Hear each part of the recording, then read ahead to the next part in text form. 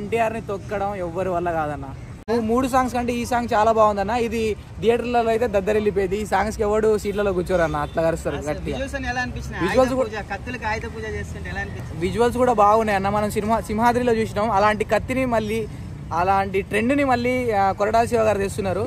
So cinema అయితే అంటే కత్తుల పరంగా అయితే హిట్ అయిపోయింది అన్న. ఎన్టీఆర్ కత్తి పట్టుకుంటే వేరే ఉంటుంది అన్న. ఎందుకంటే మనం సింహాద్రి తర్వాత మళ్ళీ అలా రాజమౌళి గారు అట్లా చూపించారు, మళ్ళీ అలాంటి కత్తి చూడలే. ఈ అన్న ట్రైలర్ యావరేజ్ ఉన్నా కూడా సాంగ్ అయితే వేరే ఉందన్న. ఈ ఒక సాంగ్ చాలన్న, సినిమా ఒకవేళ సినిమా మొత్తం ఫ్లాప్ ఉన్నా కూడా ఈ సాంగ్ లేపుతుంది అనే ధైర్యం ఉందన్న. ట్రైలర్ చూసినాక చాలా మంది మీమర్స్ కానీ చాలా మంది పబ్లిక్ ఆచార్య విజువల్స్ కనబడుతున్నాయి అని అన్నారు. కరెక్ట్ అంటే ఆచార్యతో కంపేర్ చేశారు కానీ మరి ఎన్టీఆర్ మీద ఎందుకంత నెగిటివిటీ చూపిస్తున్నారు? మరి అంటే ఎన్టీఆర్ అనే కాదు, ఇక్కడ కొరటాల శివ మీద చూపిస్తున్నారు. అంటే same frames, same visuals flop కావాలనే ఇవ్వాలనే తొక్కేస్తున్నట్టు అనిపిస్తుంది. మరీ అంత ఎన్టీఆర్ మీద అంత అంటే నెగిటివ్ గా అయితే రాదు. కావాలనే కొంతమంది కొన్ని ఛానల్స్ అంటే కొన్ని మీమ్స్ ఛానల్స్ కావాలని ట్రోల్ చేస్తున్నట్టు అనిపిస్తుంది. అంటే ఇక్కడ ఎవరిని తక్కువ చేస్తున్నారు, ఎన్టీఆర్ నా లేకపోతే కొరటాల శివ గారినా లేకపోతే ఎన్టీఆర్?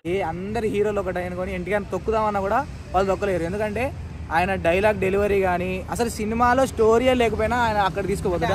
ఆయన ఒక ఎన్టీఆర్ తోనే సినిమా హిట్ అనుకో, నువ్వు డబుల్ యాక్షన్ ఆయన యాక్టింగ్ కే ఆ సినిమా ఎక్కడికో వెళ్ళిపోయింది. ఆయన ఒకవేళ మన సినిమాలో స్టోరీ లేకపోయినా కొరటా శిల్ప ఫ్లాప్ సినిమానే కావాలని ఇరికిద్దామని ఎన్టీఆర్ తీసినా కూడా ఆయన యాక్టింగ్ తో దాన్ని హిట్ చేస్తాడు. ఖచ్చితంగా బ్రేక్ చేస్తుంది. 1000 కోట్లు పక్కా. 1000 కోట్లు పక్కా. ఎన్టీఆర్ కొత్త అవతారం ఎట్లా ఉంది? బాగుందన్న, బాగుంది. నాన్న క్యారెక్టర్ బాగుంది. వరా క్యారెక్టర్ లేదన్న, అట్లా కాదు. మొత్తం ఈ సముద్రం బ్యాక్గ్రౌండ్ అన్న. ఇది ఇప్పుడు కొరటాల శివ అనే లాస్ట్ సినిమా ఫెయిల్ కానీ ఆయన పెద్ద డైరెక్టర్. ఇప్పుడు నార్మల్ స్టోరీ తీస్తే ఎవరు ఒప్పుకోరన్న. అయితే ఒక కొత్త వరల్డ్లోకి తీసుకుపోవాలి, కానీ సముద్రం బ్యాక్గ్రౌండ్తో ఆయన కొత్త వరల్డ్లోకి తీసుకుపోతాడు. సముద్రం బ్యాక్గ్రౌండ్లో తెలుగు సినిమా అయితే ఇప్పటి వరకు అలాంటి రాని సినిమా అయితే ఈసారి వస్తుంది అన్న. అది మాత్రం